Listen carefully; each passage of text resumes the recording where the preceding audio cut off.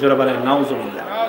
ফাকারিহতুমুহু, কোরআন শরীফ আল্লাহ বলে দিয়েছেন লা ইয়াগতাব বা'দুকুম বা'দা, তোমরা একে অপরের কি করবে না? গীবত করবে না। আল গীবাতু আশাদ্দু মিনাজ জিনা, আল গীবাতু আশাদ্দু মিনাজ জিনা।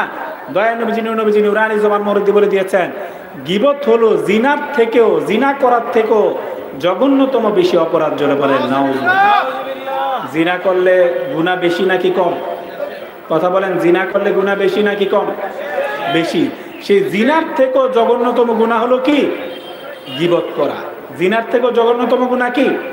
গীবত করা। আমরা আল্লাহ পাক বলেছেন কোরআনে তোমরা একেবারে কি করবে না? গীবত করবে না। আইয়ুহিব্বু আহাদুকুম আইয়াকুলা লাহমা আখি মাইতান ফাকারিহতুমুহু। তারপর আল্লাহ বলে দিয়েছেন তোমরা কি তোমাদের মৃত ভাইয়ের গোশত খেতে পছন্দ করো?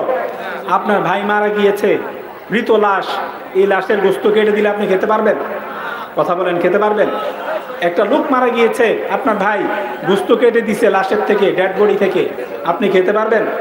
কথা বলেন, খেতে পারবেন? তো গীবত করা মানে